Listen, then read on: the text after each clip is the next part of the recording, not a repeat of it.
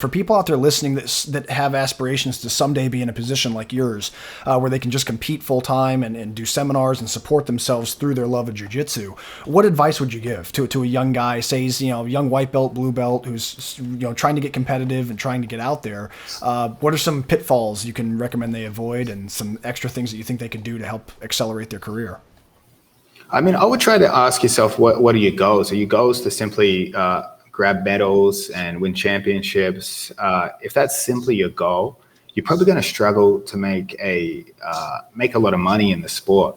I would say really the goal should be to express as much of your personality as possible, to become marketable. I remember I heard Keenan talk about this one day, once upon a time. He said, you got to put your personality out there. Some people are going to love it, some people are going to hate it, but at least they're going to see you as sort of an honest person. They actually get to know you. And I would say it's a great example of that would be the Daisy Fresh guys. Those guys now make money, but the reason they're so interesting and beloved is because of how interesting those guys are. Yeah. Andrew Wilds talks. He's a character. He comes across as a genuine person, though. And the fans can really relate to that. And I would say especially the Brazilian guys coming across, and obviously they have their challenges because English is their second language. But I find that we don't get to know them.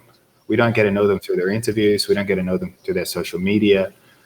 They play it a different way, and it just doesn't really connect them as much with the fans. And again, if the fans love you, you don't even need to be winning.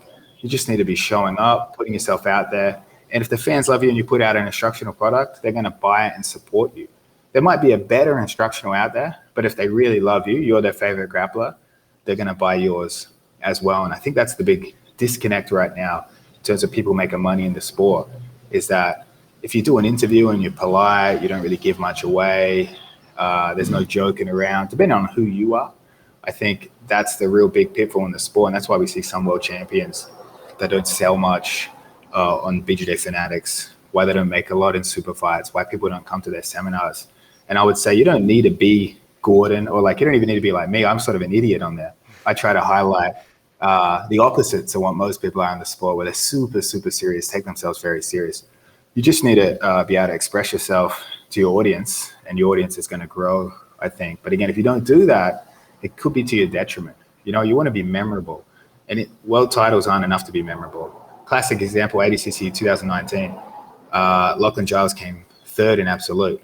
But if anyone talks about ADCC 2019, that's the only story they talk about. So you need to create emotions in the fans,